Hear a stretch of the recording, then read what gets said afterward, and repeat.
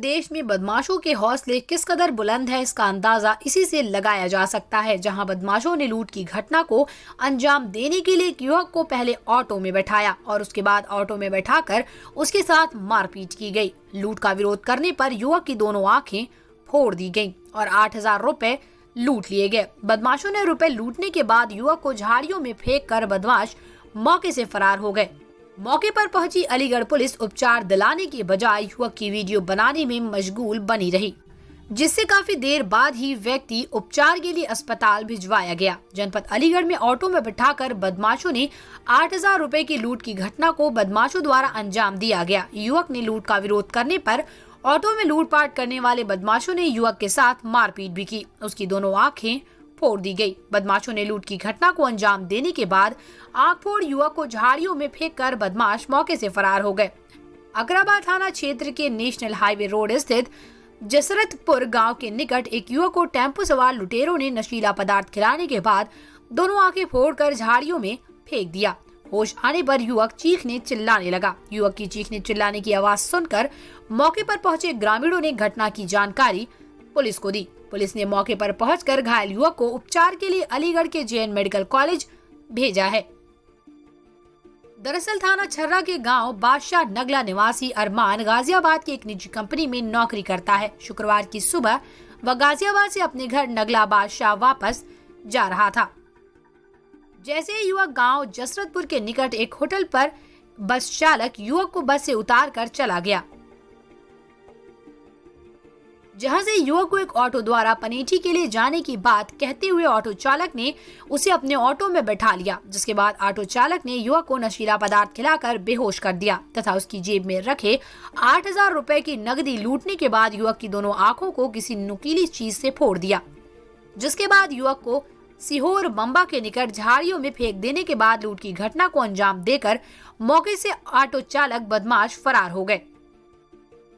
जहां युवक को रात के समय लगभग 8 बजे होश आने पर वह चीखने चिल्लाने लगा, जिसकी आवाज सुन राहगीर मौके पर आ गए और उन्होंने युवक की आंखों से खून बहता देख घटना की जानकारी इलाका पुलिस को दी। सूचना मिलने के बाद मौके पर पहुंची पुलिस पहले तो युवक की आंखों से निकल रहे खून और घायल युवक की वीडियो बनाती रही, जिसे काफी देर बाद पुलिस ने घायल युवक को उपचार के लिए अस्पताल भेजकर घटना की जानकारी युवक के परिजनों को दी।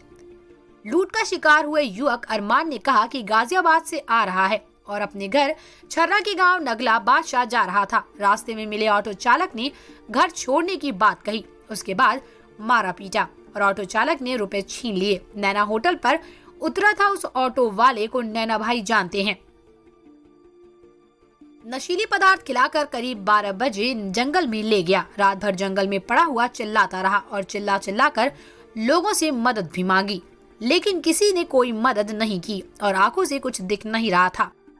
दोनों आंखें फोड़ दी गई। ये पता नहीं आंख ईंट से फोड़ी या फिर पेचकस से फोड़ी गई है। अरमान। पिता का नाम? अल्लू। कहाँ से आ रहे थे, कहाँ जा रहे थे? गाजियाबाद से आ रहे थे, छर्रा जा रहे अपने घर। अच्छा, फिर क्या हुआ?